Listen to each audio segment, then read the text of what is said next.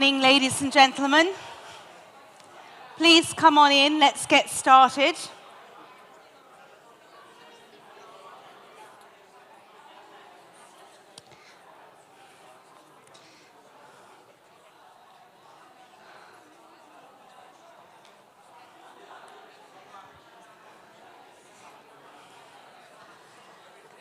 Shall we get started, even if not everyone's quite in their seats yet?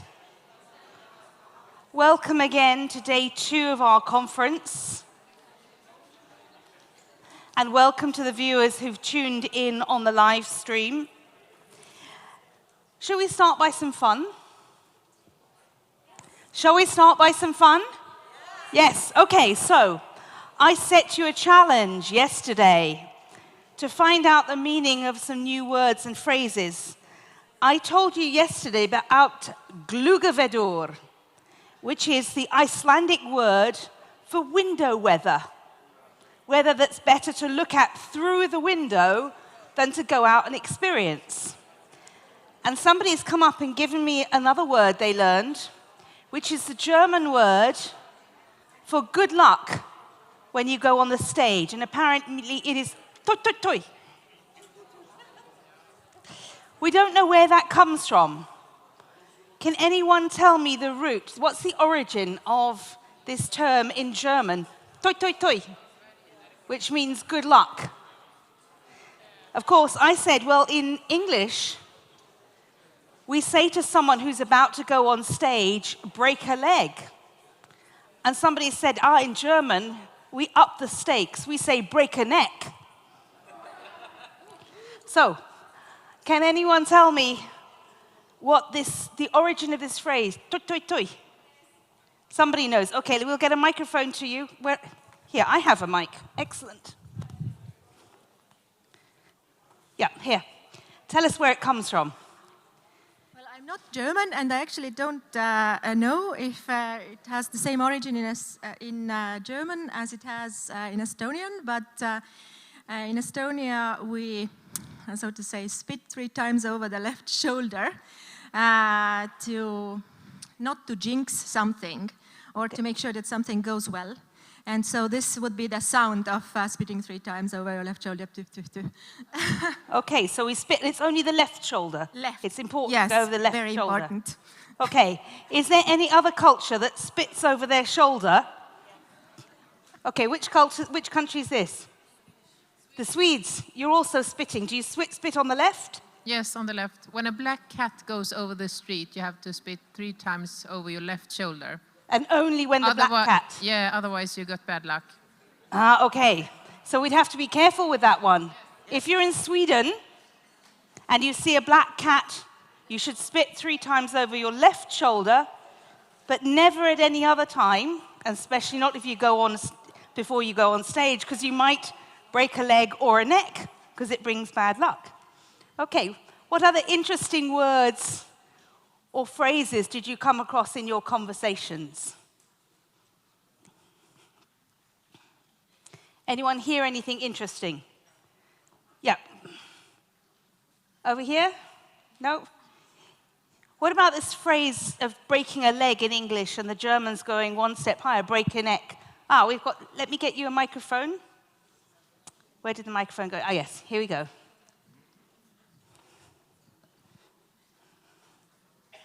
A little shift. In Italy, when we wish to perform an actor good luck, we say merda. I think you understand, don't need a translation. And that comes from the fact that once upon a time people went to theaters with carriages, so with horses, and so lots of this in the theater meant lots of public attendance. So it's, okay. We say for good luck. So good luck would tell you that there is the byproducts of horses, many horses around. Many horses. That means you are popular. So this is a shorthand way of saying good luck. That's interesting. How do you wish good luck in other cultures? Do you break another part of your body, like a leg or a neck? Is it to do with what the audience might do? Who can tell me how you'd wish someone good luck before they go on stage in your country? The Germans would spit over your shoulders, but not the Swedes, unless there's a black cat that's crossed your path. Unusual in a conference, but I'm not going to rule it out. How do you wish good luck in your culture? Wait, we'll give you a mic so we can hear. We want to hear what the Estonians do, because it might be very unusual.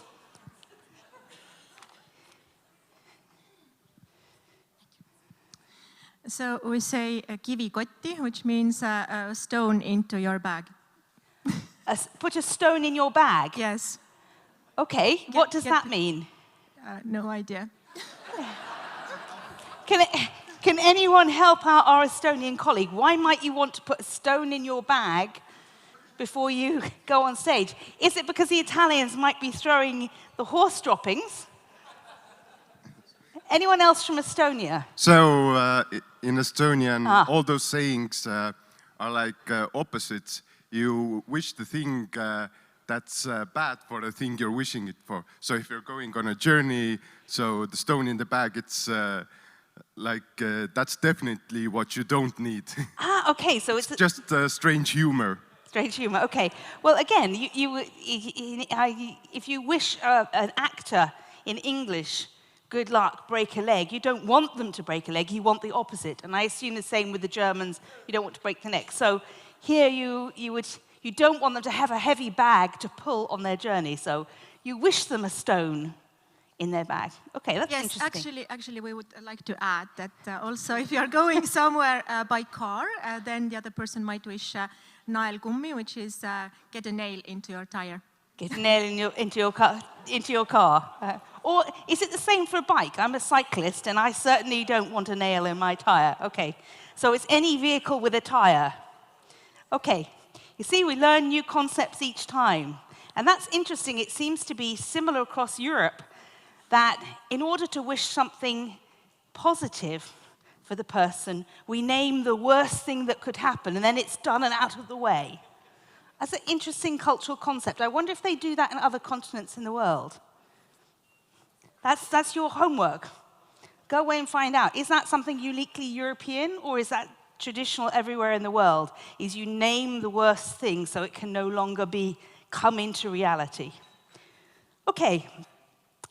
We had a great day yesterday, I think you would agree. And what we're going to do is we're going to show you a few highlights from yesterday to remind you of some of the things that we did before we start the day. So here are some of the content that you put on Twitter. And remember, we have an audience outside this room and we have an online audience. So please keep pushing your comments, your quotes, your photos, the things that you found interesting on the website, because that allows the conference to live beyond this and people outside to see what was interesting, what was being said, what was the atmosphere. So here are some of the things that you put onto the conference for yesterday. And now we're also going to show you some of the pictures to capture the atmosphere. So we promised you throughout the day we would have inspiration points, people sharing their experience of how they used EPALE. So people like you explaining how they use EPALE. And we had some different workshops where you explored what you would like EPALE to do in the next iteration. And here we have the applause, because it was a good day yesterday, and I think it's going to be another good day today. So let's start with a round of applause then, please. Good. Do you remember the human orchestra yesterday? Shall we do a minute of orchestra to get us energized? Yes? Okay. Do you remember your sound on this side? Ha! This was ha. What was the sound here? And we were ho, ho, ho, ho. And this side was bing. Okay, are we ready? Let's see how we can do. So, let's start with a ha. Ha, ha, ha, ha, ha. Keep it going. And let's add the ho. Ha, ho, ha, ho, ha, ho, ha, ha. Bing. Ho, ha, ho, ha. Bing, bing, bing, bing. Let's keep this going. The Bing people. Bing, bing, bing, bing, bing, bing, bing. Ho, ho, ho. Bing, bing. Ho, ho. Bing, bing. Ho, ho. Mmm. Ha, ha, ha, ha, ha, ha, ha. Let's add in the ho. Ha, ha, ha, ha, ho. Mmm. Bing. Well done.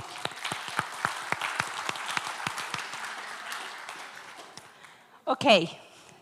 So, just to give you a sense of what's going to happen this morning, we're going to start with another inspiration point.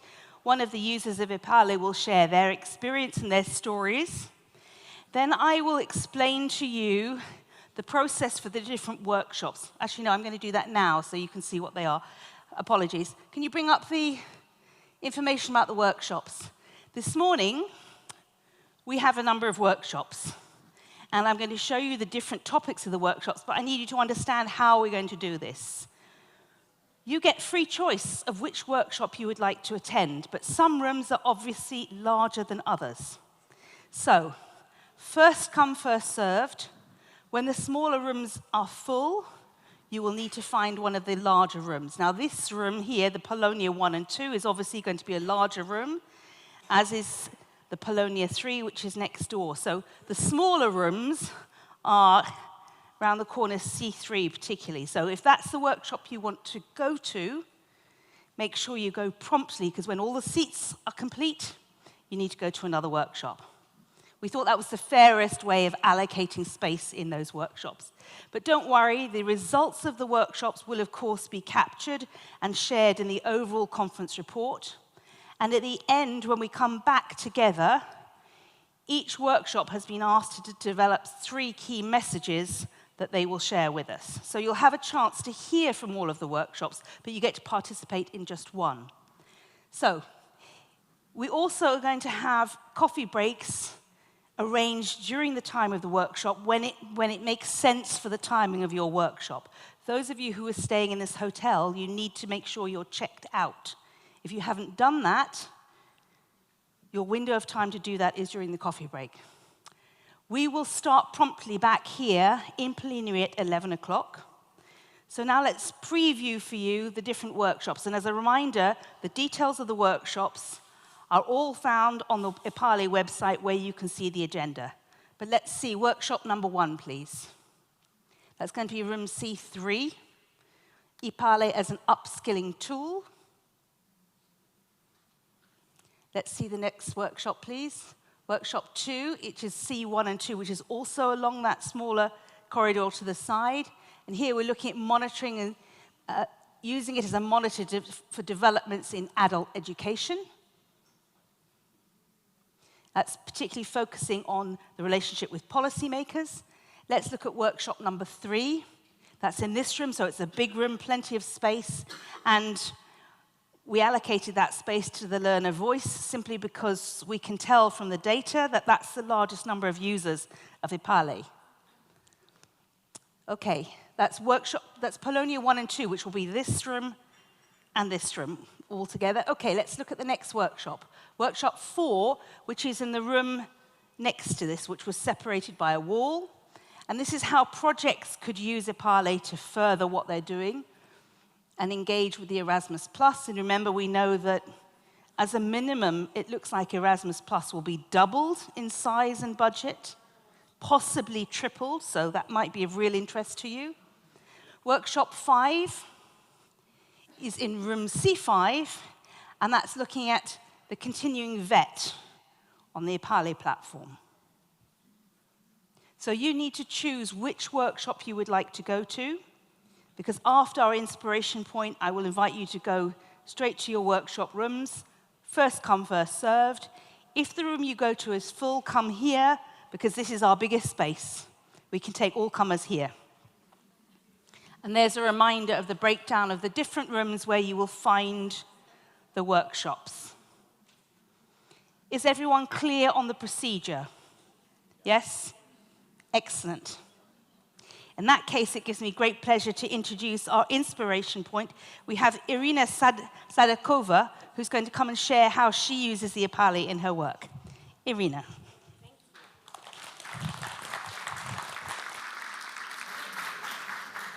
Thank you very much.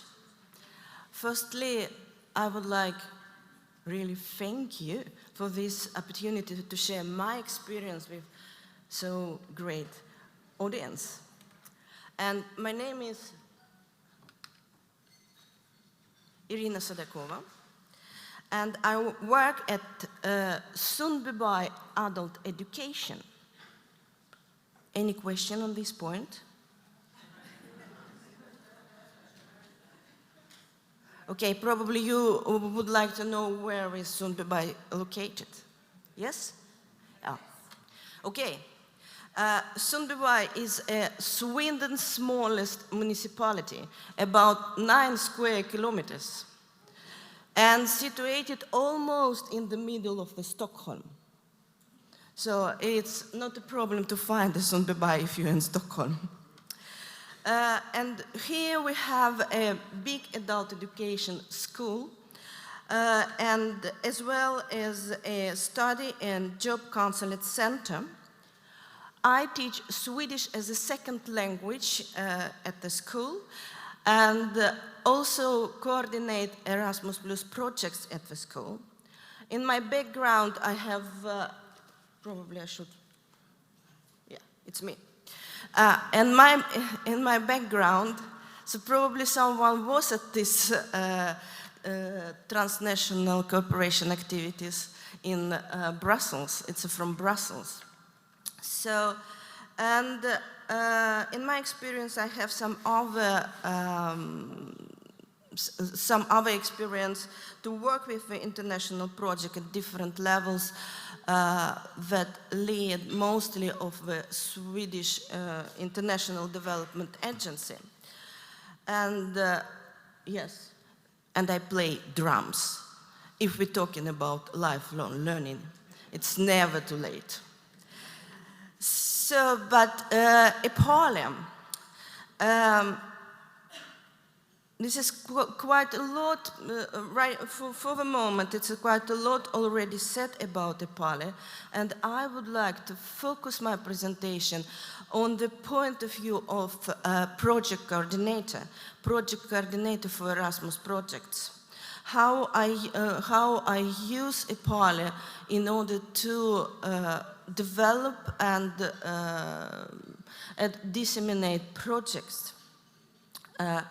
And in order to understand it, we probably need to describe our story.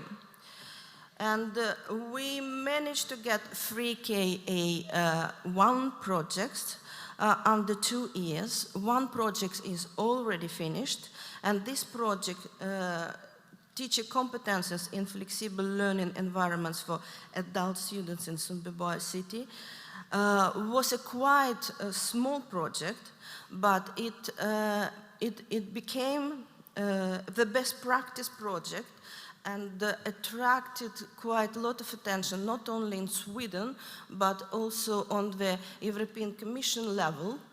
And it's probably not as a result, but we had the honor to receive a visit from Oana Felikan, who is the representative of EACR, EU Commission, in our school, and we presented our projects and our project's experience for her.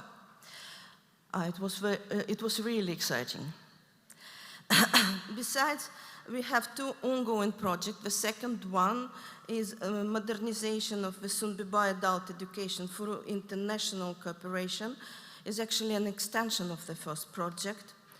And furthermore, we have started one more project in vocational education this month. So anyway, I remember my feelings that after we decided to write the first application, even though I had some experience to work with the project development and development of applications, I remember I got some moment of frustration about how I should do it. And at that moment, I got a tip from the national agency to have a look at EPALE or get inspiration how others did and what kind of projects existed.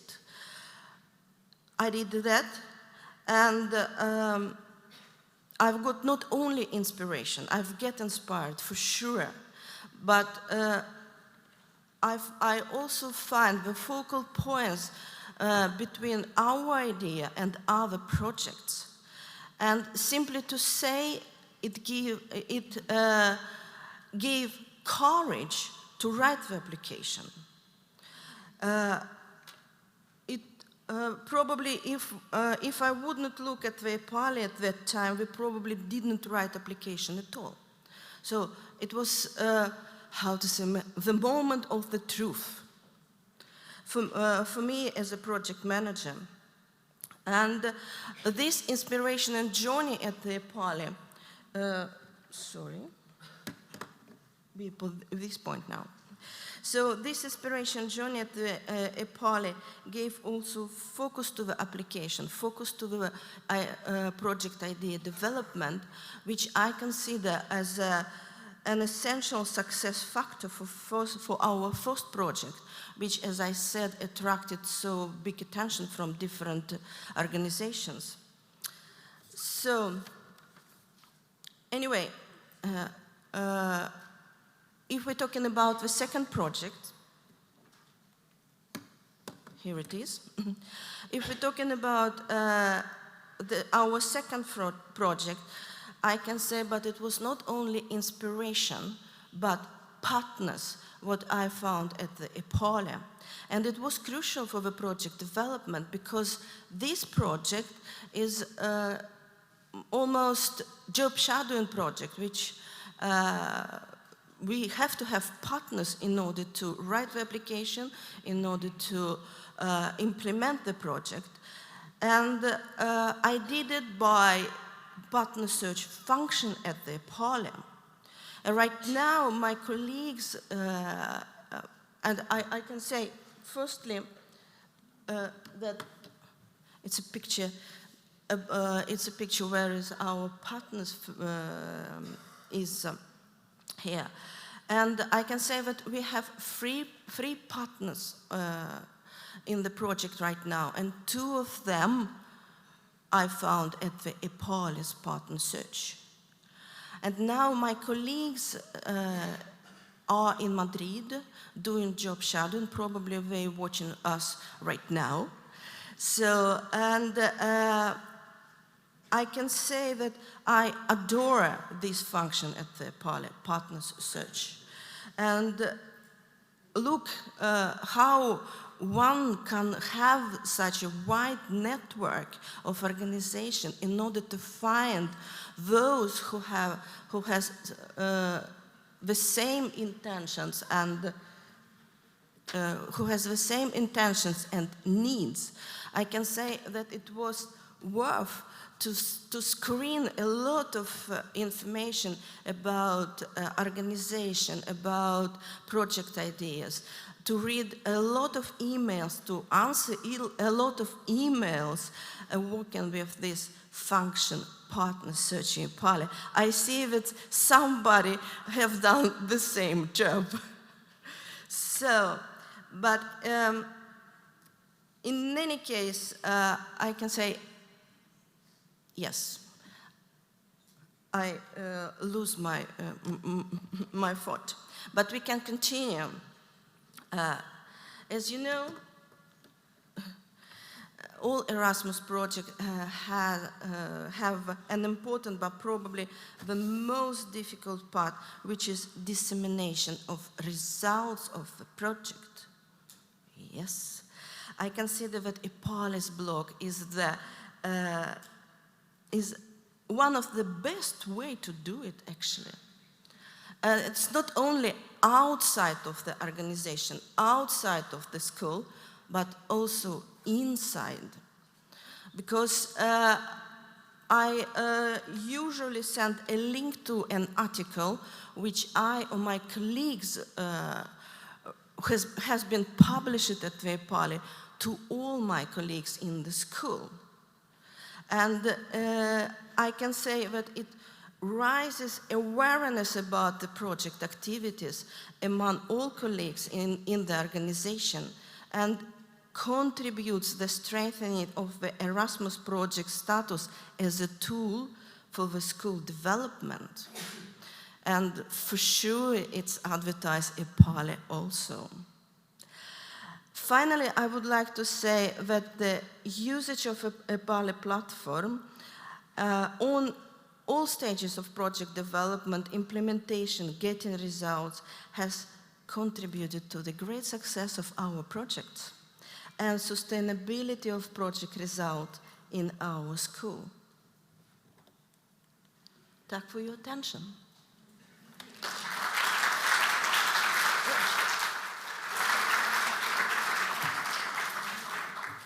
Thank you so much, Irina. You gave us inspiration about how you used EPALE, and it helped you cross the threshold from thinking about a project to having the confidence to do it, and then how you found the partners through it, and how you improved the quality of what you did, and then you finally returned back to the community the results of your project, so to act as inspiration to others. So thank you very much for sharing your story. Okay, it's now the moment where we're going to divide into the 5 different workshops. Do you all know where you're going? Do you need us to put the list of workshops again on the... Can we put up the list of... So we can see the slide, the last slide that has the list of workshops.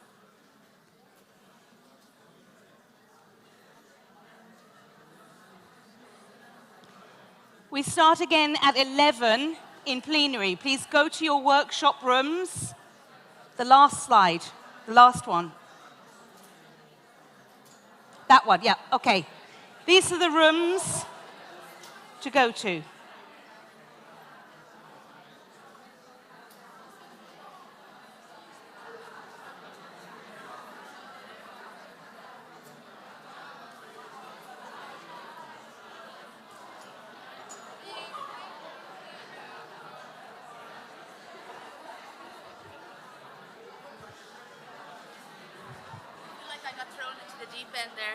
To do this room?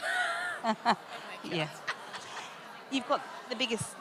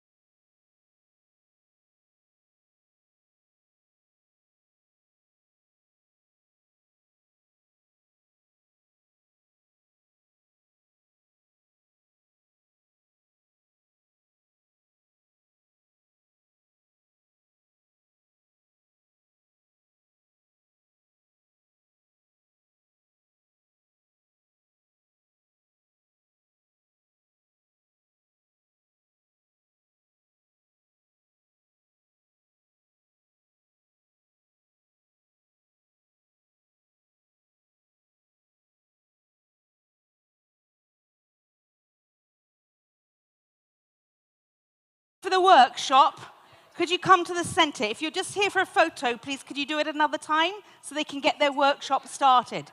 So if you want to be in the workshop, and here we're talking the learner voice, let's group around here. So let's see who's, because we have a problem. We can't move the chairs too much because it needs to come back, but we need to see how many people are here because we want to have a more open circle. Yes?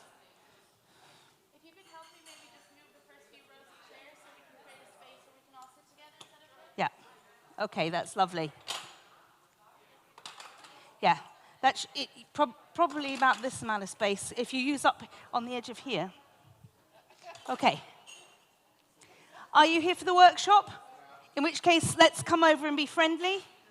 Are you in this workshop? Excellent. Yeah, that's great. So this, if you're in the workshop, let's come together. Let's see how many people we have. Looks to me like you might have about 20, 25. So this space might be big enough. And what if we can do is maybe just pull chairs into a circle. Have a mini circle. Kind of on the same level, looking at each other and having human contact. Okay, I'm done.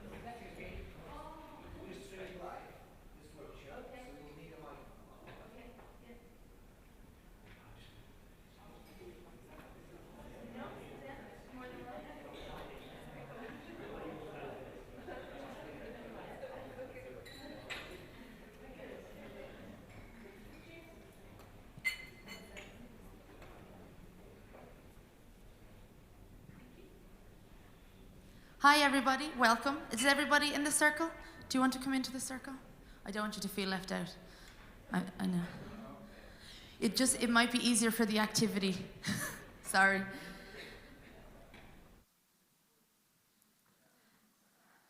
Thank you, sorry. And there's a space here as well. So my name is Derval Lawless. I'm from Ireland. And today we're going to be looking at learner voice in adult education, the importance of authentic and meaningful engagement.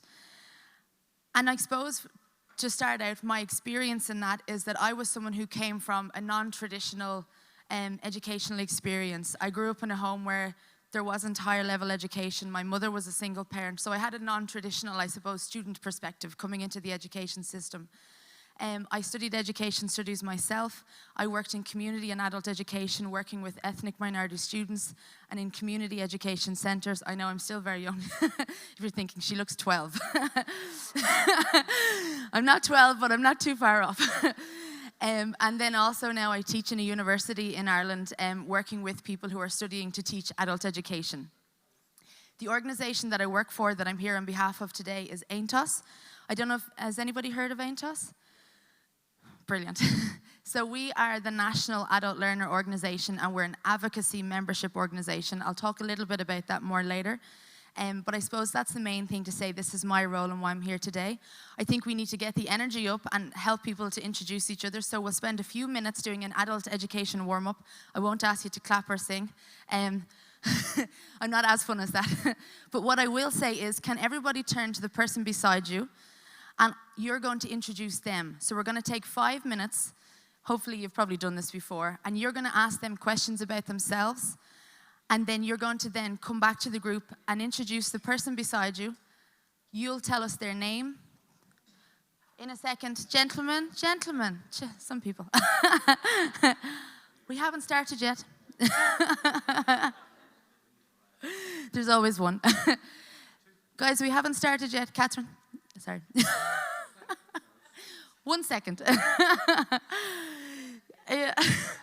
So when we come back to the group in 5 minutes, you'll introduce the person beside you. You'll tell us their name, the country they're from, and also 2 interesting or funny facts. So this is where it gets more fun. So it could be something like they play a musical instrument, they met a famous person one time, they starred in a film, they did something crazy, they were arrested. It should be something funny so we feel everybody is more open and honest and vulnerable in the group, because I always think it's a lot easier to relax when you get to know people and you feel more open. Is that okay?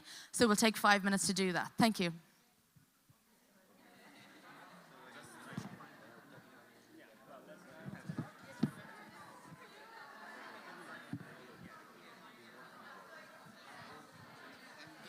Microphones for participants as well, so if you want them to speak publicly, to be seen on a live stream, they have to do this to the microphones. Thank you very much. Thank you.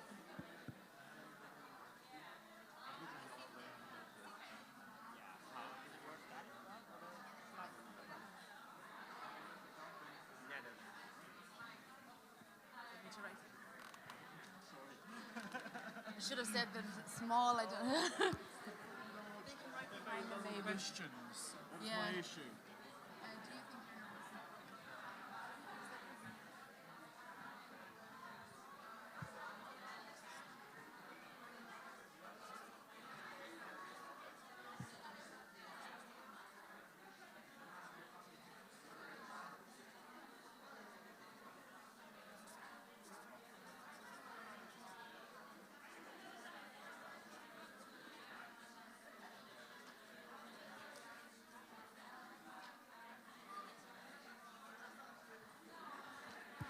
Sorry, I did not realise. No, I should have said.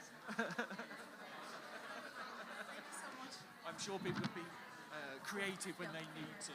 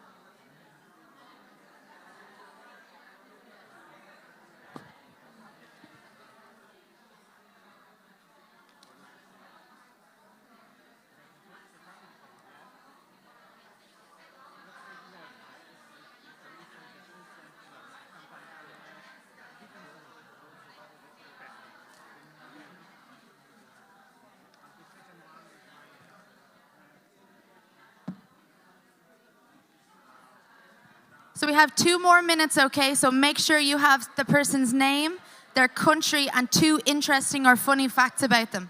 Okay? Would you like to come into this?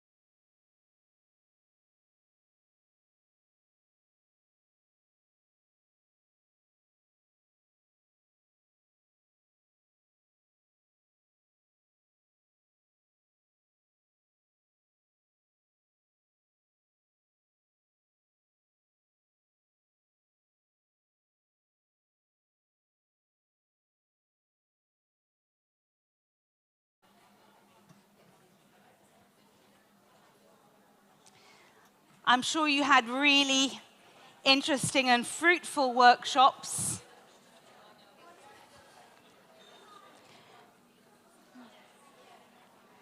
Let us gather again.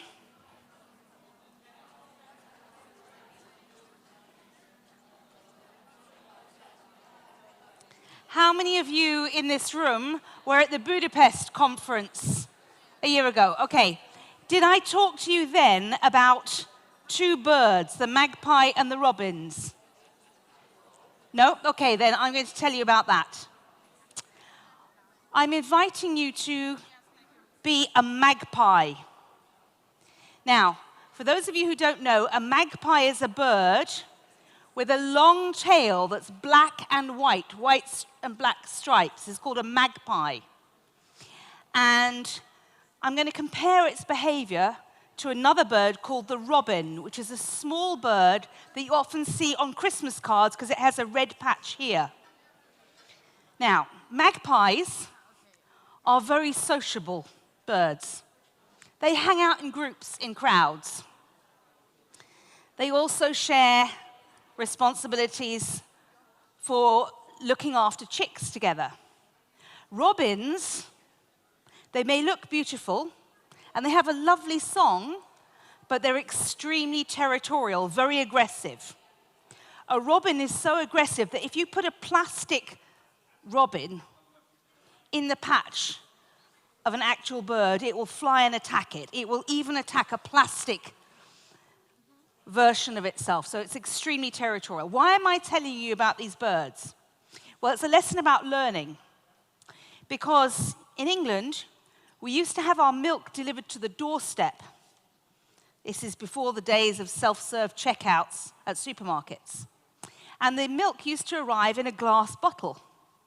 Now, what happens with milk? The cream rises to the top, and the cream is the richest and most nutritionally beneficial product, especially if you're a bird that's looking for fast food.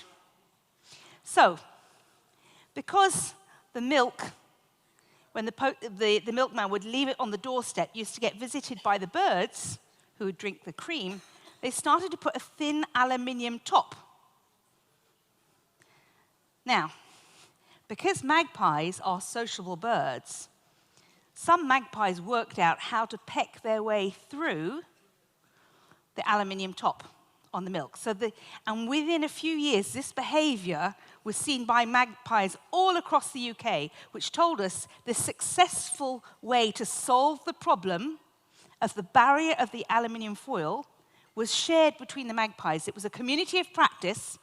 They shared their good practice, and all of the birds could benefit from this learning. However, robins, because they're aggressive and territorial and don't engage in social behavior, if one robin found the answer to pecking their way through, that behavior didn't spread. It stayed just with that one bird. So this is why I am encouraging you to be magpies. Magpies are also very famous. They like shiny things, and they will steal shiny things to go into their nest. So I'm going to tell you that as a magpie, I heard some noise from the workshop next door, and I thought, what's that?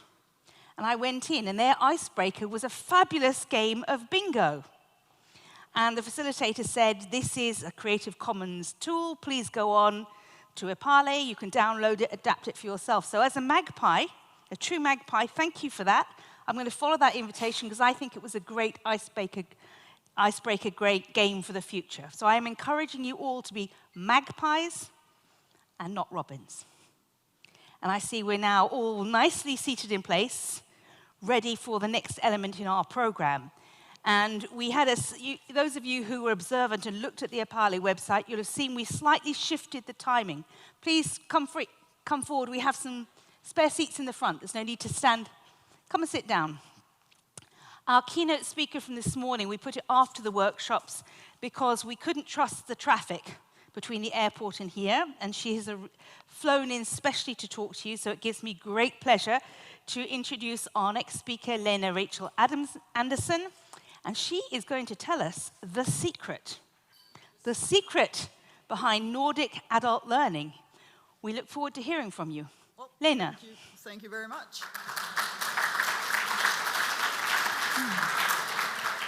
And thank you for the invitation. I've been looking very much forward to this. And this is not just the secret behind Nordic adult learning, it is the Nordic secret. And this is the book about it that I wrote together with a Swedish colleague. So to reveal the secret of the Nordic countries, and I'll show you some data that this isn't just, bragging for the sake of bragging. We are actually have a very good track record in the Nordic countries on a number of good country qualities. But the secret behind the success of the Nordic countries is adult learning. But not just any adult learning, and that's the secret that I'm going to reveal here.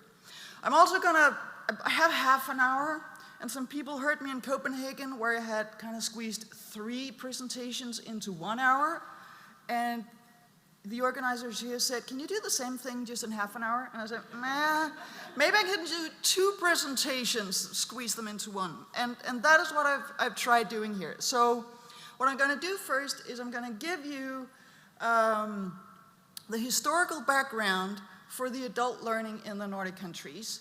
And then I'm gonna present what I call the Bildung Rose, a model that makes it more tangible. What is it that we need as citizens and as adults in order to lead meaningful lives in the society that we're in and be active as citizens and qualified as citizens, because that isn't just something that comes out of nowhere. I guess I have like 29 minutes left now. So before the whole Nordic thing, we took a lot of the ideas from the rest of Europe. So I'm not going to get into British liberalism and pragmatism and Hume and the third Earl of Shaftesbury, even though their thinking and philosophy had a huge impact on the German thinkers and also some of the French thinkers. The French Revolution and the ideas of human rights and the individuals of the rights of the individual have a very significant French background. Those ideas traveled to the Nordic countries as well. And then, of course, the German idealism, romanticism, Sturm und Drang, the whole idea of being a people with a spirit connecting a people through culture, folklore, language, songs, food items, and different traditions. I'm not going to get into that very much either. I'm talking Herder, I'm talking Goethe, I'm talking Schiller, Fichte, Hegel, and several other German philosophers. Not going to talk about that either, except Friedrich Schiller in a moment. Bildung is the word here, and it doesn't, it can be translated as upbringing, it can be translated as formation, it can be translated as education. It just doesn't have an exact word in English. And that is why Thomas and I, my colleague, when we wrote this, The Nordic Secret, and had to write about this Bildung word from German and from Germany, we decided that this is now an English word. If English-speaking people can say ombudsman and ski, they can also say Bildung. So that is now an English word. And it will also be transformed into Folkbildung in a second. And then there are 2 big European philosophers of pedagogy that had huge influence in the Nordic countries as well, and in the rest of Europe, which is Comenius and Pestalozzi from Switzerland. I promised you Friedrich Schiller, and he's the only philosopher that I'm gonna go into. Does this mic work? Because I'm gonna move around a little bit if I can. Can you turn this on, or can I turn this on? Should be on. Excellent. So, in the aftermath of the French Revolution, or actually at the time of the French Revolution, Europe was feudal Europe with absolute monarchies. And by being a feudal Europe, it had different estates, and they did not communicate very much except through violence and privileges. And different obligations, and the bourgeoisie was squeezed between the aristocracy and the third estate, the peasants. And they wanted political freedom. And then they were desperate. And then came the French Revolution in 1789, And all across Europe, this bourgeoisie was ecstatic because now we could have in Europe the same freedoms as in the United States. American Revolution, 1776-ish. But what happened after the French Revolution was the bloodbath. And the bourgeoisie, the philosophers, everybody was appalled. And one of the people who was the most appalled by it was Friedrich Schiller. And in the early 1790s, he started philosophizing about why couldn't the French handle the political freedom? And his answer was, because the individuals were not free themselves. And he said there are three kinds of people. And the first kind of person, the first kind of people, are not free because they are caught up in their own emotions. They're controlled by their emotions and they cannot transcend them. So whatever they do it because their emotions tell them so. The second kind of people are the rational people. And they are guided by, controlled by the expectations of others. And they're not free either because they're always trying to live up to society's expectations, to other people's expectations. The only kind of people who are free are what he called the moral people. And the moral people have been through this process of sort of transcending their emotions, internalizing the norms of society and the expectations of society, making these expectations and norms their own. And then they have transcended that as well, reconnected with their own emotions, or by reconnecting with their own emotions.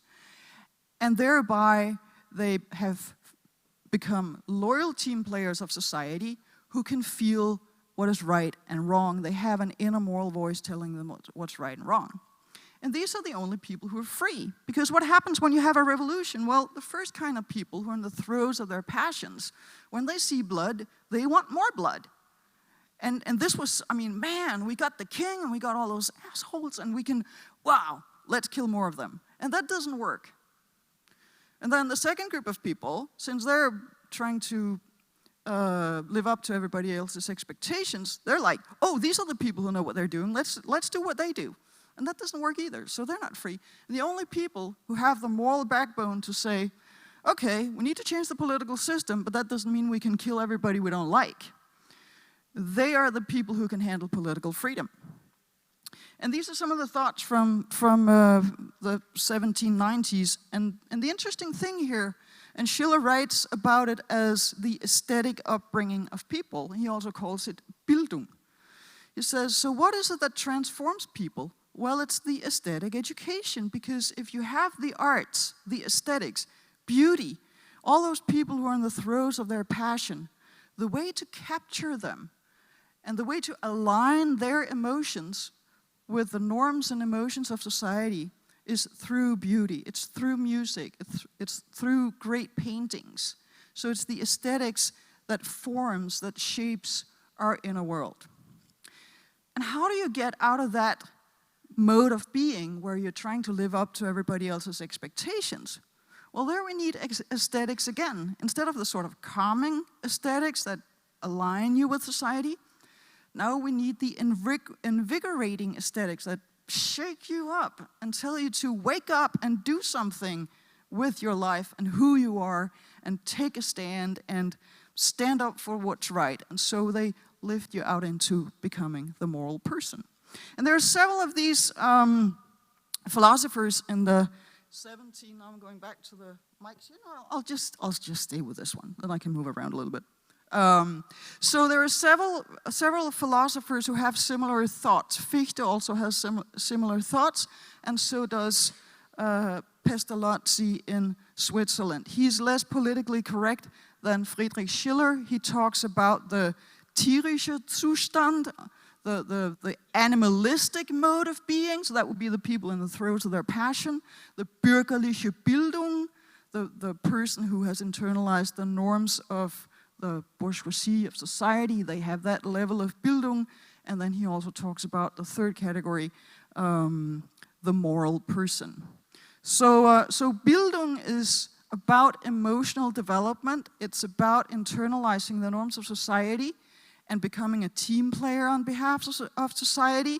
and then transcending that and finding your own moral backbone and moral voice and having that inside your head and allowing it to guide you. So those are the people who can handle political freedom. Pestalozzi doesn't get into that, that's only Friedrich Schiller. So these thoughts spread all the way to Denmark. And how many here have heard about Grundtvig? Oh, it warms my heart as a Dane, thank you very much. Here he is, as a young man. He was born 6 years before the French Revolution, and I bet his parents has been talking about the French Revolution in their home. I mean, they would have been just as shocked as everybody else. His father was a pastor. And then we have this whole idea of Sturm und Drang, romanticism, the spirit of a people that is developed among Schiller and his friends in Weimar in Germany. And these new ideas traveled to Copenhagen in 1802. It's Grundtvig's cousin who gives a lecture in Copenhagen, and Grundtvig is there, 19 years old, and he's a student of theology, and to him there's only one spirit in the world, and that is the Holy Spirit. But he also understands that there's something about this thing about being a people, and what is that all about? And then he goes back to his theology studies, and there are the Napoleonic Wars in the aftermath of the French Revolution. Denmark tries to stay out of it. England does not want that and tries to drag us into it. Long story short, the British end up firebombing Copenhagen in 1807 and stealing the entire Danish navy. And because of that, the country goes bankrupt in 1813, and we also have to give up Norway. Norway was a part of Denmark. So in the Napoleonic Wars, Russia took Finland from Sweden. Sweden said, what do we get? Let's have Norway. And they got Norway. And Denmark was like, oh my God, we lost half of the country. And so there was this sense, what can happen to this tiny country if we keep losing parts of it? And what's interesting about this whole Bildung thing is that it is so intimately connected to the society that we're in and the awareness and self-consciousness as a group and how we connect to that, and that is what this is very much about. So we have several revolutions across Europe in the 1830s, I forgot here, 1814, so without money, there's actually, in the top of Danish society, the king and some of his best people have realized, since 1789, they had a school commission working for 25 years to figure this out. So if you think that state commissions are working slowly, just think of this. But in 1814, they come up with a plan for free public schools for all Danish children. And I think it's been called the most progressive school law in all of Europe.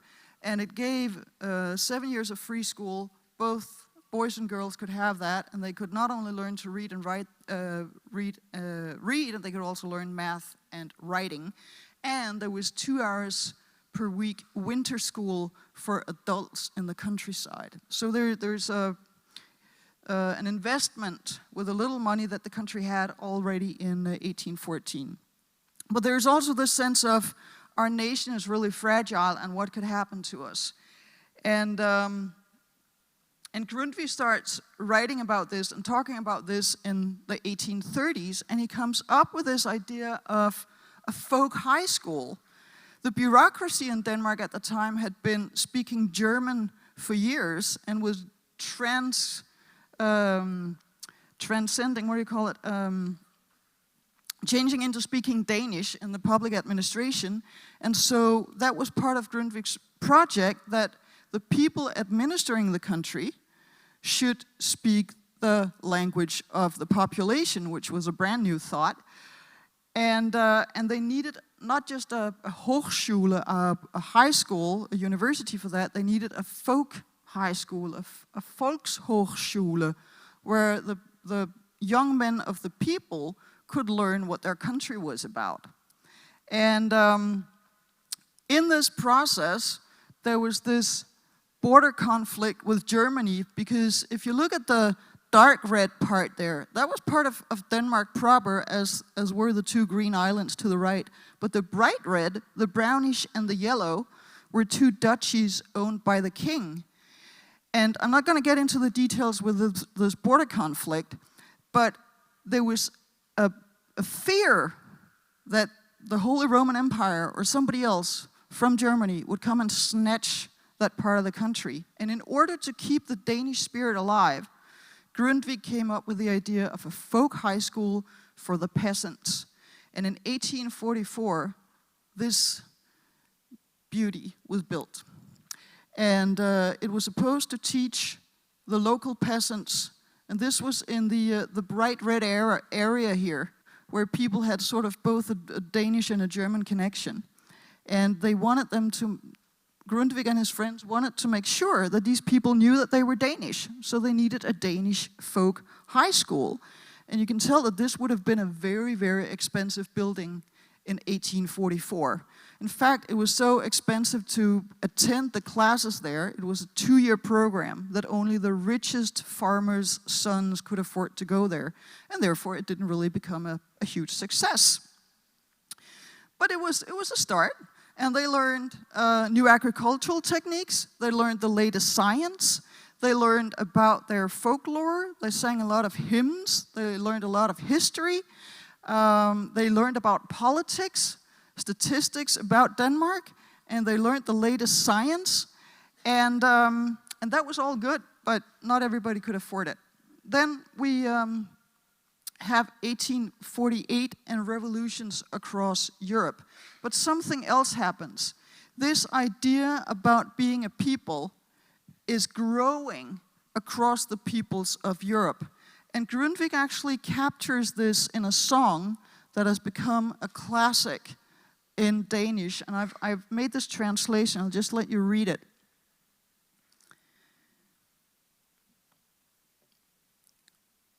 The first 4 lines are the interesting ones, because we grew up knowing that we lived in a nation state with a language and an educational system and media and literature and libraries that were relatively homogeneous around that nation state. And this nation state had millions of people in it. 150, 170, 80 years ago, that was a brand new thought, because everybody was used to ring-walled cities and countryside and duchies and smaller kingdoms. And this idea that this even considered the peasants and the people, the workers, that was entirely new. And it's interesting that people are really noticing that something is happening. What is this about? What is this new thing that we're becoming? And in the process, we also had a lot of wars. And 1848 is really the big year of the war in Denmark, because that's where we get into an actual war about these duchies that I just showed you on the map, the border area between Denmark and Germany. And this is what nationalism and war enthusiasm looks like when you're on your way to war. You have all these Danish flags and the young men going out there believing that they're going to take those duchies back to Denmark and tell the Germans a thing or two.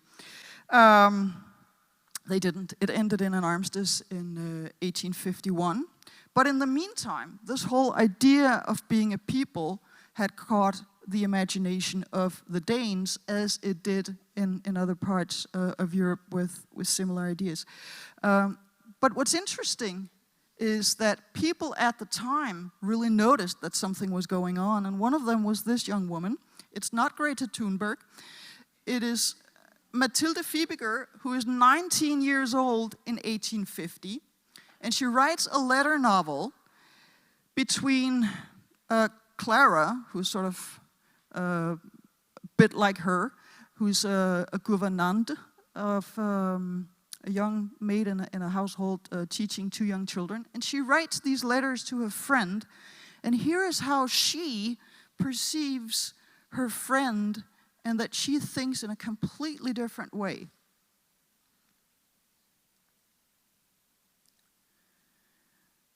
So Matilda here, or Clara, has discovered that there is something big going on and that you can identify with the soldiers who have a cause.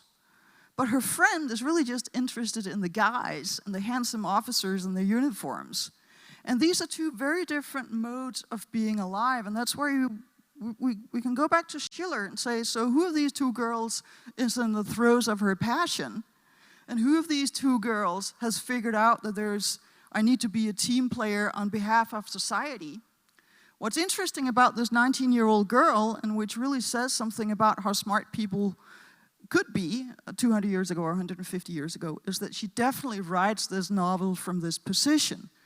She even gives, let's say, some very personal remarks on the bourgeoisie with whom she's living, and she's mocking them. And the book becomes a scandal, and she's ostracized, and it's a terrible story, but it's also a great story about you should never underestimate teenage girls. So 1848 is the really big year in Denmark, and one of the men who really wants to fight this war and make a hero out of himself is this gentleman. His name is Christian Kold. Unfortunately, he's too clumsy to load the guns, so the Danish army cannot use him, which is very traumatic for him. Long story short, he travels to Turkey, also as a teacher for a pastor's family, becomes homesick, takes a ship to Trieste, and from Trieste to the northern part of Denmark, he walks all the way and starts thinking about how can I make Grundtvig's idea of a folk high school come alive so it becomes a success. And he has read both Schiller and Fichte and all the other German philosophers like Grundtvig, and he knows that this transformation of the mind must take place in young people. And as he walks, he realizes the school should be affordable. It cannot be so fancy that those young farmhands that I want to join the school are intimidated by it. He probably used another word 150 years ago, but that was his idea. And so in 1851, he opens this place, which is very different from the first folk high school, as you can tell. And he moved in there with 15 young guys aged 18 to 25. There was one 35-year-old, I think. And they were so poor that they ate porridge out of the same bowl, and they slept on the same loft there. And this was just the ordinary farmhouse that these young farmhands were familiar with. And it became a huge success. And what was the success? Well, first of all, he was trained as a teacher, and he realized that when he taught the pupils what he was supposed to teach them, they did not pay attention. But when he told them stories, that's when they listened, and he had their attention. So he started telling stories to these young guys, and he was reading heroic medieval time novels, and they were like identifying with these fantastic men going out to fight the heathens, and they wanted to be good men on behalf of Denmark. So he sparked some emotions in them. And then he did something really radical for 1851. He allowed them to ask questions. So they had a dialogue. And then he started teaching. Once they started asking questions, he taught them new agricultural techniques, or had somebody help him telling them that. Science, the latest science. New technologies, they heard about that. They studied history, they studied the Bible, they learned to sing a lot of songs, so they had also the aesthetic dimension, and then they had the discussion, and then they also had the political science of the time as much as they could get. And though it was a huge success with the young students there, not a lot of folk high schools were started. But then we got into a mess with this gentleman. And in 1864, this is Otto von Bismarck, in case somebody doesn't recognize him.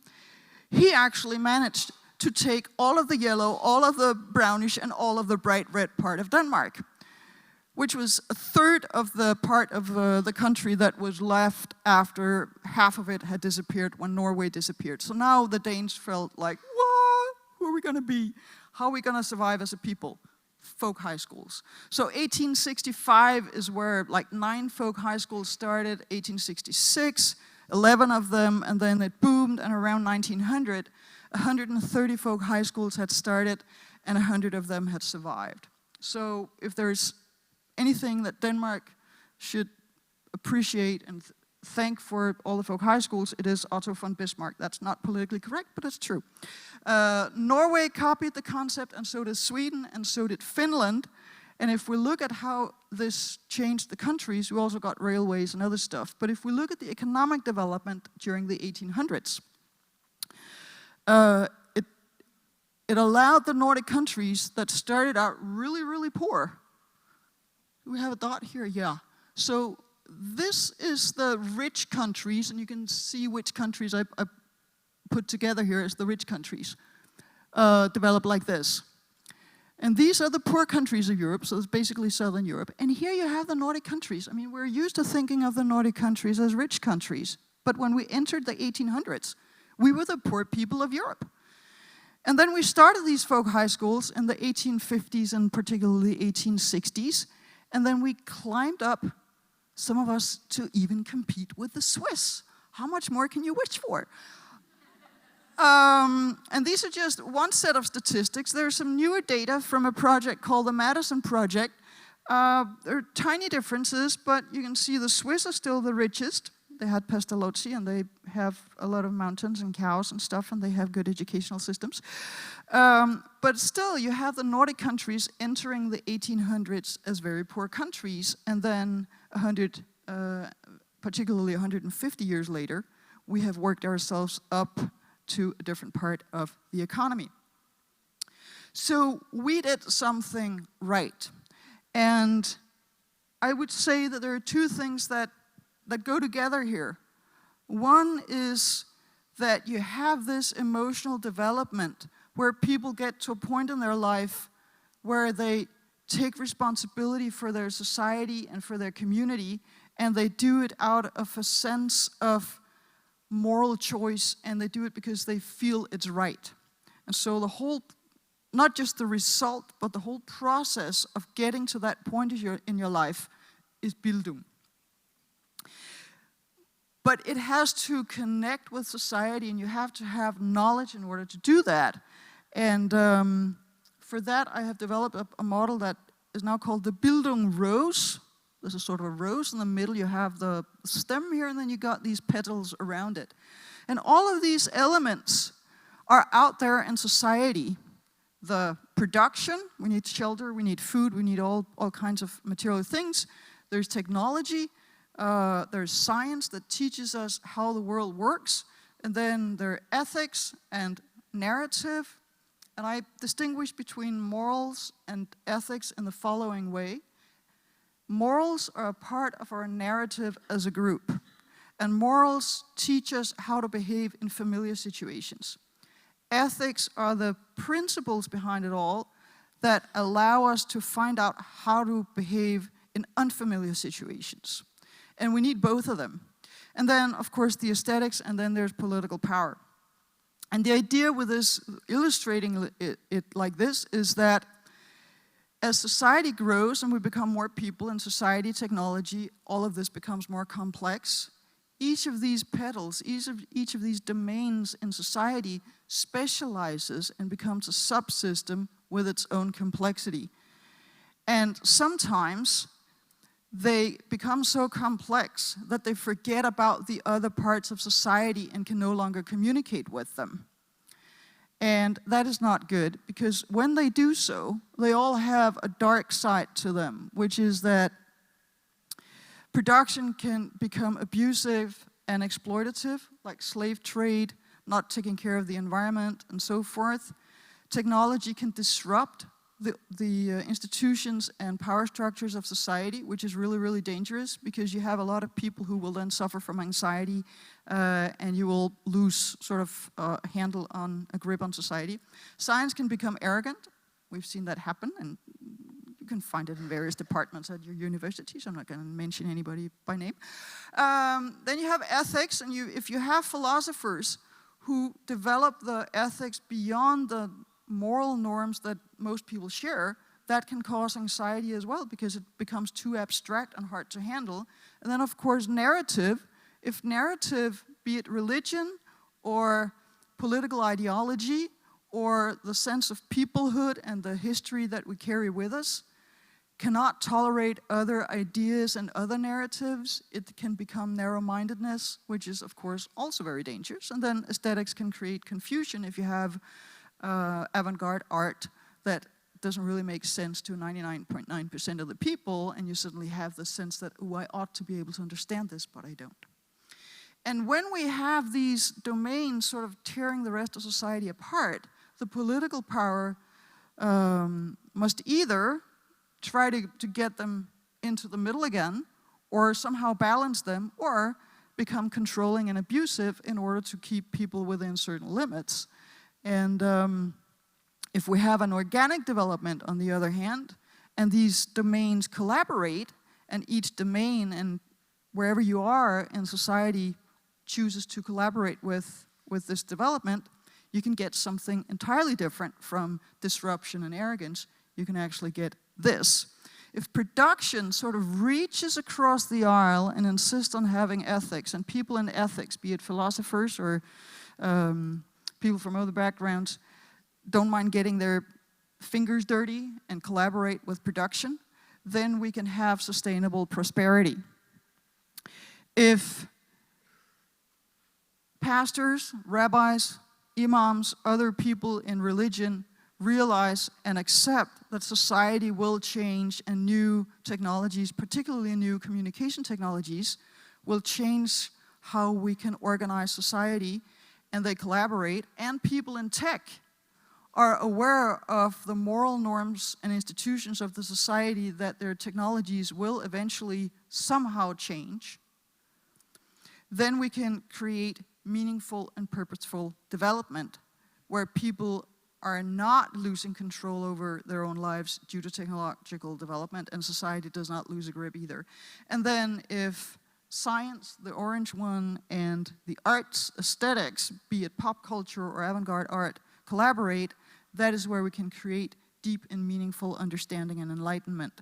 And of course, if we have all of them, we can have a society with enlightenment, meaningful development, and sustainable prosperity, and that would be a really nice society in which to live, I would say personally. So we need all of these domains, and we need them to care about the society as a whole.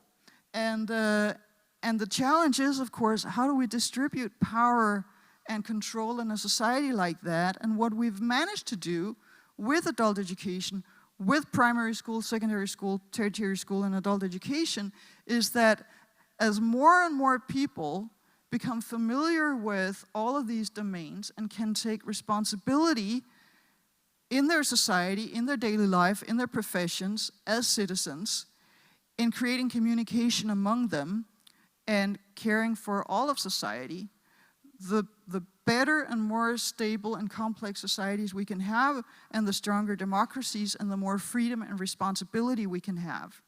The fewer people who have an understanding of all of these domains, the harder it gets to have a functioning democracy and to distribute freedom and responsibility. So this is why we need adult education and all other kinds of education. And here comes a challenge, which is money. Because production and technology not only has a tendency to get all, well, not all of them, but most of the investments, because there's high monetary return on investment, they are also the two domains that are actually making the money. Originally, production was also the production of the gold and silver bars with which you traded. This is also where you have the banks. And now technology is producing new cryptocurrencies and making a parallel economy. And the other 5 domains, including power, politics in the middle, are the ones that allow us to find the world around us meaningful. And that is where it's really hard to get funding. So what I hope to be able to do with this model, there will be an article out on Nordic Bildung. It's a think tank that we started 1.5 years ago, and one of the first articles that we're going to publish on our website is about this Bildung Rose. Because we need politicians, we need institutions, we need people in production and tech to understand that if all of our populations do not understand the development that is going on, we cannot maintain stable societies, we cannot maintain democracy, and we cannot maintain freedom and responsibility. So that was, at least it was 2 presentations. If I did it in half an hour, I don't know, but thank you very much.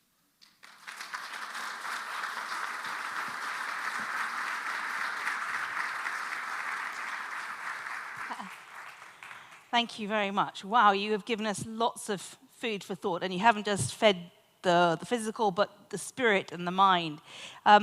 Your presentation will be made available to everyone.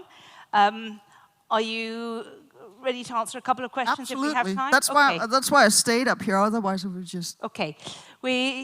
Does anyone want to make a comment or a quick question? It's a very rich presentation. Yeah, you asked for it. Conceptual frameworks. So, okay. Any comments or questions from the audience, or are you still processing? No pressure. This is a gift, the building rose, for you.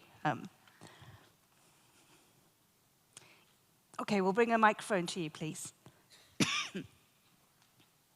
Zintis from Latvia. The question about these 2 things, and in regards to science, there's so many science advancements are now made in California, in Silicon Valley, and they are happening so fast. Is it even possible for the spirit of humanity to catch up in a way that these advancements would be made in a responsible and controllable manner, not getting out of our hands? That it is not a given that we will succeed at that, and that is exactly the challenge. And it is part of the challenge is that so much money is drifting up there, and the foundation of how we understand the world is shaky, and we have not updated our narratives, and the ethics are out there. I mean, some, but we also need new ones. For instance, the human rights that we are supposed to have fit the industrialized nation state. But new human rights should be the right to be analog, to go analog. Can you get off the grid and still survive as an individual, as a family, as a community? That ought to be a human right. Another human right ought to be your face. You ought to have the copyright on your face so that nobody could take pictures of it without your giving them the permission to do that. China wouldn't be happy about that. Silicon Valley wouldn't be happy about that. There are a lot of companies that wouldn't be happy about that, but that ought to be one of our new human rights. So the ethics need to evolve this time as well. And we need to start a conversation about that, and I hope that you are all willing to join that conversation, start it wherever you are, because you're spot on. And that links into a conversation we had yesterday on the panel, where there was some question was being raised up about the fact that the good news is Europe is waking up to the importance of skills and education, but it's very much linked to employability rather than to citizenship and to human rights and the ability to become a citizen. And we had some conversation about the tension between education and a path that was going into work, and learning, which was where you invest in the mind's capacity to then follow their own learning path. So we touched on this a little bit yesterday. And talking about science being arrogant, some years back I read some of the EU material regarding the 2020 science program. Yeah. And it struck me that everything was about commerce and commercial interest and how science can be used to promote the labor market and profit. And there was like one line about, and we cannot forget the human rights. And that was it, which is horrible. And there's only one group of people who can change it. It's we as citizens, and we need to wake up. Just to give a little bit of light at the end of the tunnel, the next research funding program, the Commission's own document and the big information days they've held, every single one of those meetings, the Commission staff have said this program needs to deliver for the citizens. And do you know where the pushback is coming from? No. The academics. The Wonderful. university professors and others who are saying, no, this is a research program. This is our money for us. All the other programs of the EU are around fluffy citizens. So there is a battle going on right now in the corridors in Brussels over the civil servants have returned to the fact that the science should serve citizenship, but there are the perceived owners of this budget line and this area of work that are not necessarily agreeing. So there's a new enlightenment process that needs to happen. Yeah, and can I make a short announcement? It's not an announcement. We're a group of futurists and people in Bildung and adult education who have started the European Bildung Network. And in May this year, we had European Bildung Day in Berlin on the Europe Day, May 9th.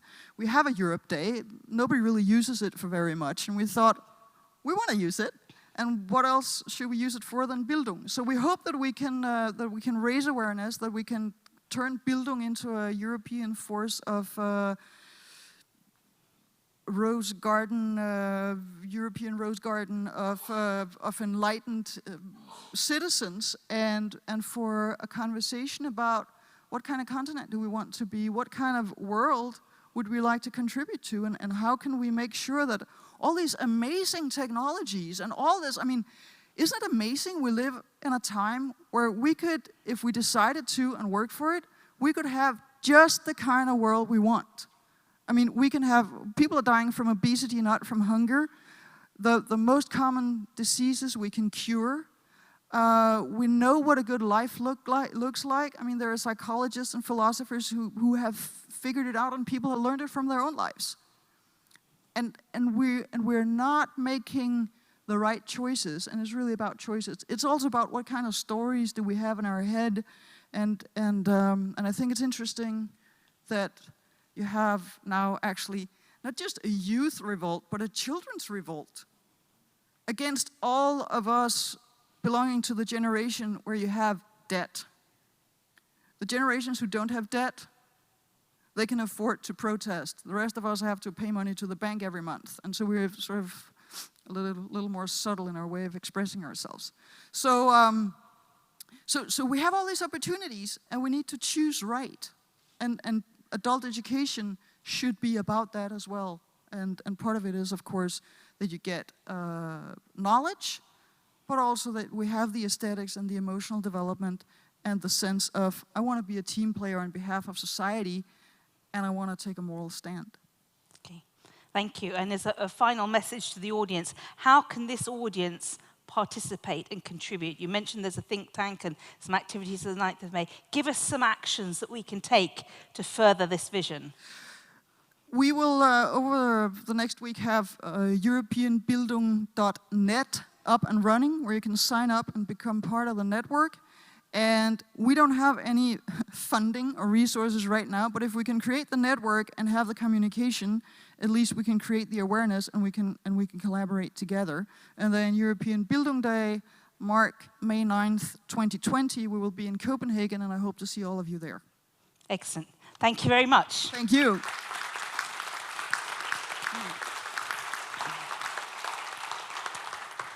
So as a reminder, Lena's presentation will be available to you on the EPALE website. Of course, this was live streamed, so you can share the stream with others afterwards and reuse it. There's some really fantastic ideas that we can use and share.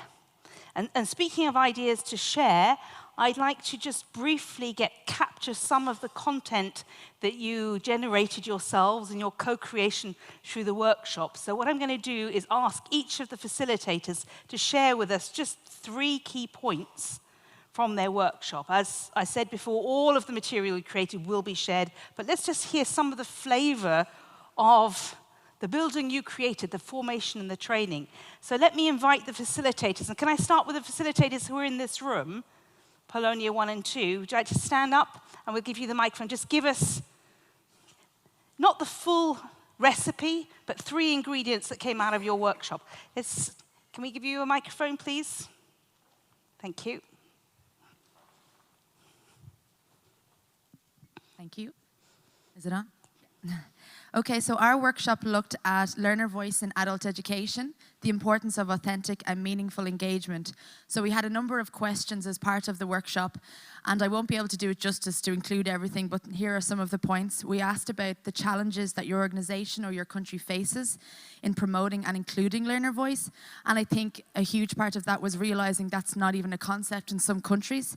Some of our participants identified that it's not even part of the rhetoric, it's not part of policy, so that's a huge thing that we all need to consider in moving forward, is making sure that learners are heard. We looked at how can EPALE be used to engage learners as a mechanism in supporting this process. Some of our participants felt that that's not what EPALE is for. I'd like to challenge that and say, why is adult education not for learners?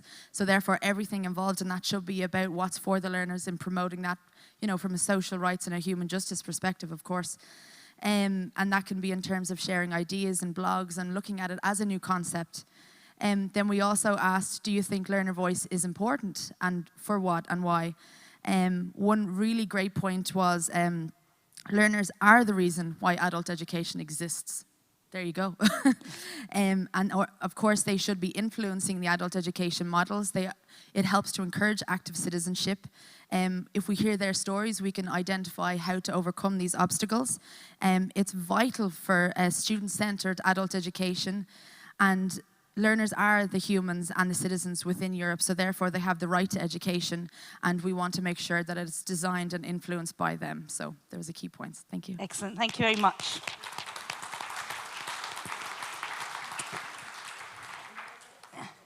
Yep. Okay. Let me pass to the next facilitator, who was perhaps in the room next door, or is there another facilitator around here? You wanted to add something? I wasn't here, but I was in one of the rooms. Excellent, great. Great. So we looked at EPALE as a monitor for developments in adult education. So specifically kind of looking at it from a policymaker perspective. And we looked at some of the insights and features that EPALE could offer policymakers. And we thought that the data on individual countries, statistics such as on funding and developments, were particularly useful both to see in relation to the country itself, but also to compare with other countries. We also recognized that most of the people in the room were not policymakers themselves, so we felt that it would be really useful to go into further consultation with policymakers, not necessarily through kind of generalized surveys through the platform, because we felt like there's quite a lot of that already. But specifically targeting policymakers individually and asking for how EPALE could help them more. And thirdly, there was a feeling that it was very important to emphasize EPALE's role as a platform for information, but not as the provider of information itself. So emphasizing that it wasn't EPALE creating the information, and emphasizing its impartiality when it comes to developing policies. Okay, lovely. Thank you very much. Let me see another facilitator, please, who can share their feedback. Facilitator from next door, where the magpie, where I stole the bingo game. Okay, we're going to bring you a microphone. Thank you. Our group were looking at upskilling and the ways in which EPALE could support people in upskilling. We began by talking about what skills adults might need in, I think it was said as 2019 and 2020, but what do they need now? And obviously that was a very difficult thing to do. I think the lesson for us as a group was that there's a lot of conceptual difference between the way we classify skills in each of our countries, and one of the jobs that EPALE really does need to do is to clarify and ensure that when we talk about, for example, essential skills, we've got some idea of what we're talking about, and it means the same thing in a different country.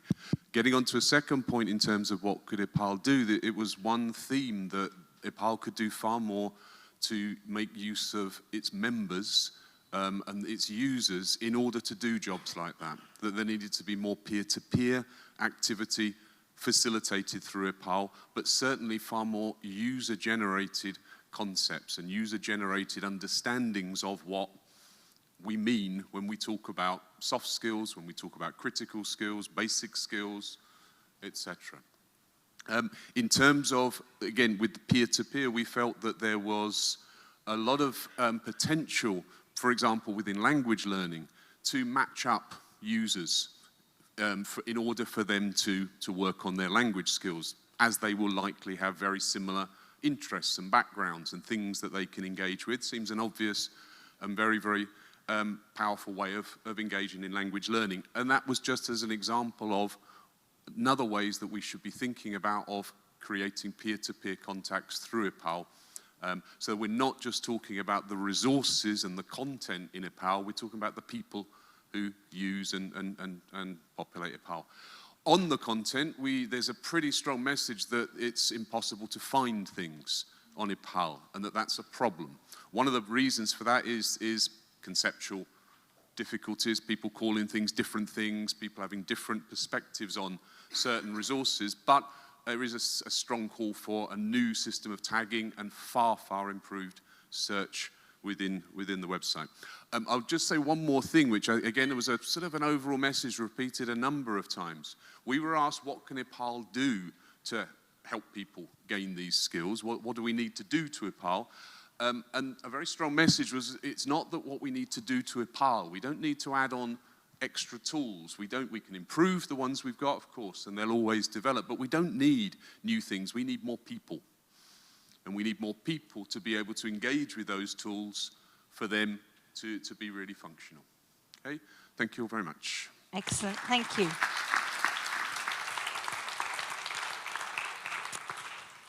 Yep. Microphone over here.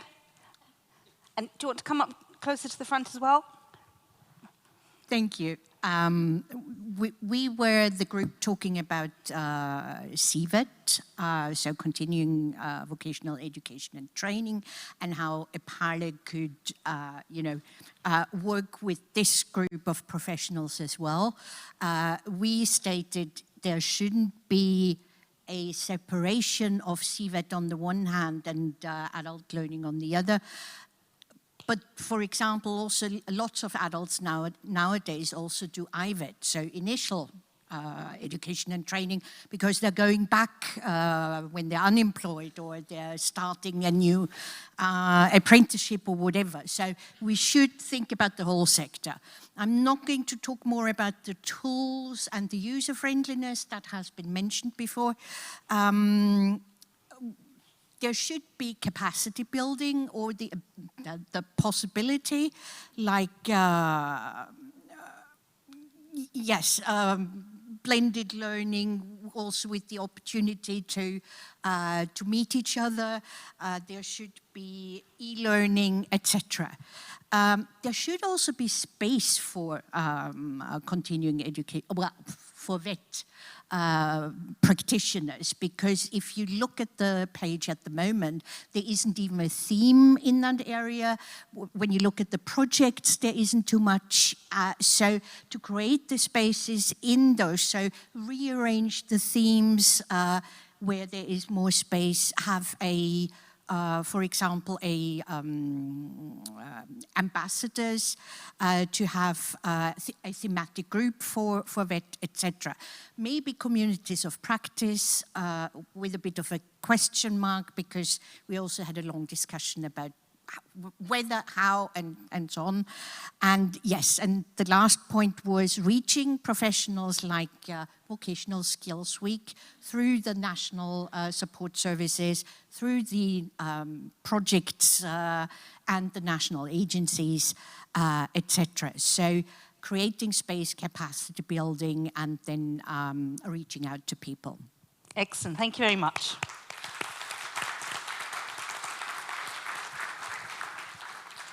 And let's hear from the last workshop. Yes, glad you liked the bingo. We were talking about how can you use EPALE most effectively for your project. And the bingo was just a way to initially get people started off talking to each other, finding out things about each other, and just kind of getting that process of communication going. And that was really what the session was about. And there is no one output from the session because each participant left with their own little communication plan and how they could use EPALE to communicate about their projects and about their work. So I'm afraid there is no one output. There are, however, learnings. I've introduced the tool to kind of just structure the conversation around it, and that was some of the feedback that the participants gave, that it is a very useful guide to kind of narrow down a very daunting project and just give it some structure to guide that conversation between project partners within teams.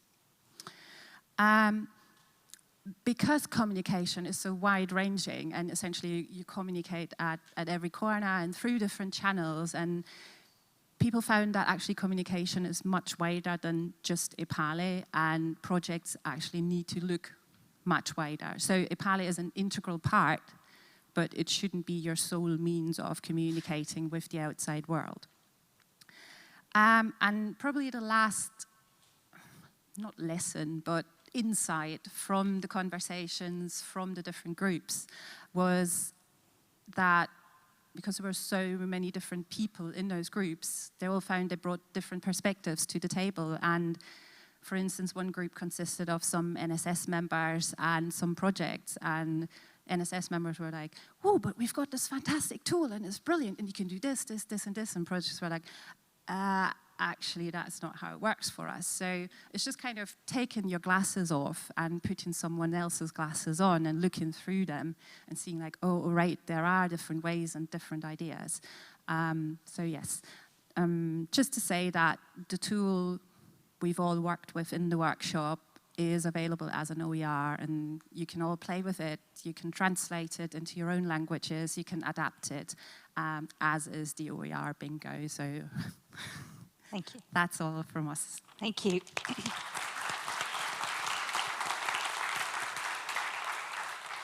So it sounds like you had some really lively and interactive workshops. Thank you very much. I'm going to pass the floor now to Marcus Restus, who's got the very challenging task on behalf of the European Commission to receive all of your input and digest it and tell you what might happen next. Marcus.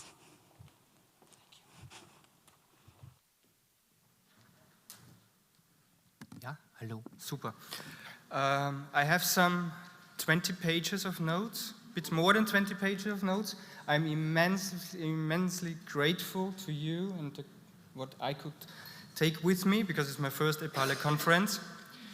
I would like to start with something striking that in one of the workshops took place I participated with. A colleague said, the colleague will recognize the, do we need EPALE at all? I mean, what for? I mean, is it useful? Costs a lot of money. She called herself the annoying voice that sits on your shoulder and asks the difficult questions. And I said, wow, that's brave, because that opens the floor to see what do we really need? Do we need new functionalities? Do we maybe drop other functionalities? And that prepares the ground to think maybe something new, which we will have an opportunity soon when we talk about the next migration. But most importantly, it was the expression in the faces of the other people around the table that said, what? Of course we need EPALE, which was very reassuring. So it gives me a feeling, yeah, I think that we should continue doing what we are doing. But at the same time, during the last 1.5 days, I took note of so many, it is not Facebook, it's not WhatsApp, social media integration is not working well, da, da, da. So the question is always, what is the sweet spot of EPALE? What is the thing that we cannot find somewhere else that we need EPALE for? And I think the metaphor was very nice. How do we make people residents? So we have this village. This is the one place where everything comes together. This is the one place that does not exist if it's just a Facebook group, or it does not exist if it's a library of documents on a Google Drive or somewhere else. This brings together a very diverse community, and I think it's a community of communities. We need to rethink also the platform in that respect. It might be a doomed plan to say, okay, we create the one community, because maybe we don't have the one community. It's a layered approach. What is your target group? What is the content you're doing? Are you formal? Are you non-formal? So maybe rethink also the platform to support the diversity of communities.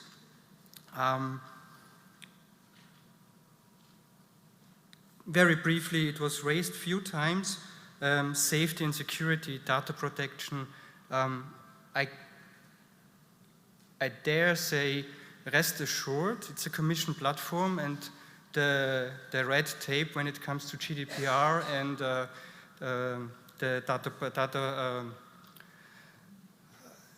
the record on data processing, it's heavy, and we would just read everything. We are under the close supervision of the European Data Protection Supervisor. So we are doing our job in that respect, and nobody has access to the data. Even now we move to the cloud.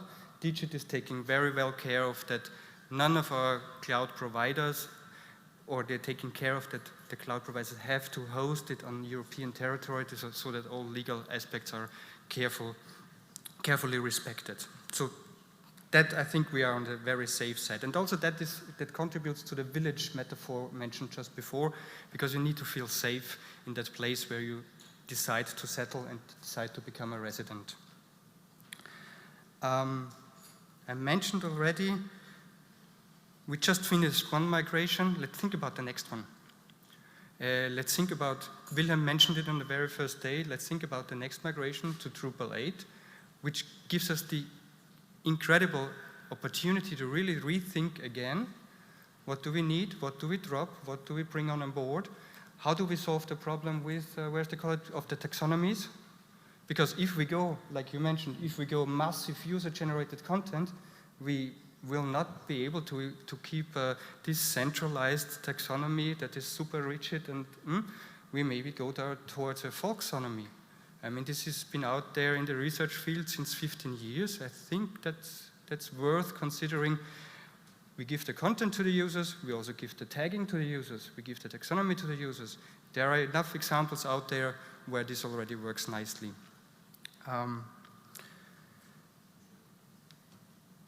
And one last thing that comes back to my first question, do we need it? If I go through my 20 plus pages of notes, I think on every second page, sometimes even twice on the same page, I have said, yeah, I need it for partner finding, I need it for partner search, I need it for matchmaking, I need it for, so okay, I think this is something that we definitely need, and that we need to improve also, because if it really comes, like it might come that we triple the Erasmus budget, we might have to increase the number of mobilities by ×4. Nobody knows what the final goal will be.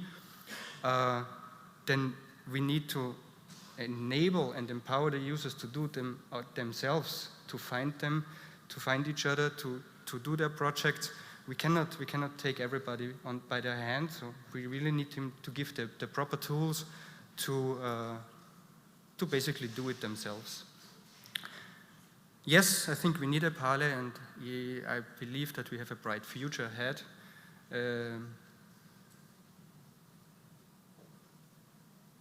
I mentioned it in the very beginning, I'm super grateful for the input. I learned a lot, and it was a super, super experience. Thank you very much. Thank you to our moderator. Thank you to all the supporting people sitting there and there and there.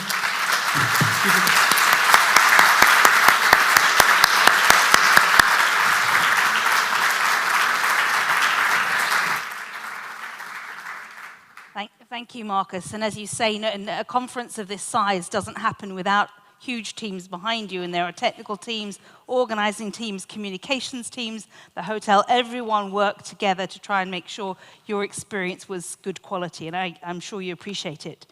What I'm going to do is I'm going to invite you to do one more Slido, and we're going to pull up a question and we're going to ask you, has this been a good learning experience? Just to get a sense of, have we met our tasks? This is the adult learning community.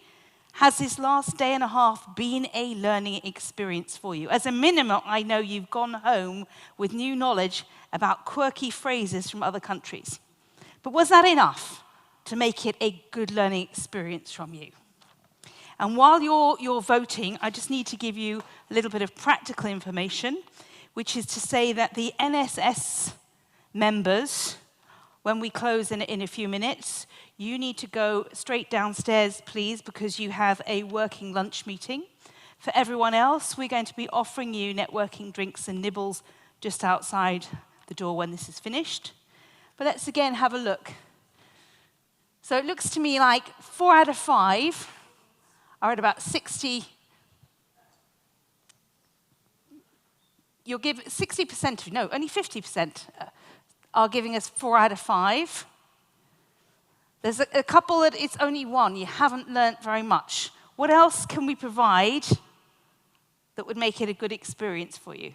Good learning experience.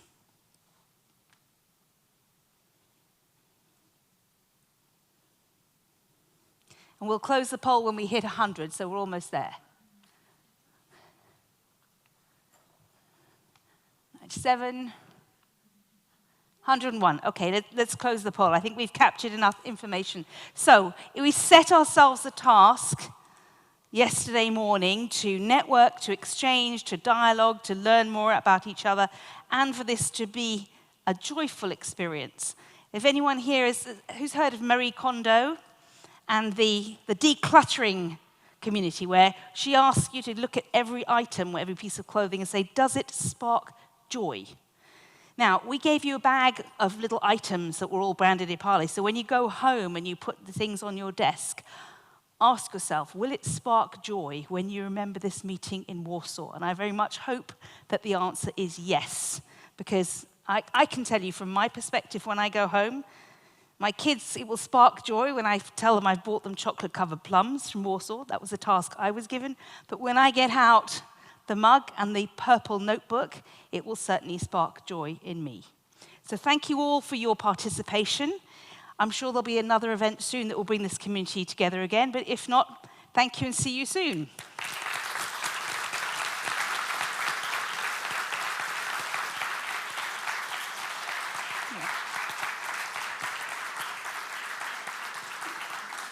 And a last note, a goodbye to those who've been watching the live streaming for the last day and a half. I hope for you as well, it has also been a learning experience. Thank you.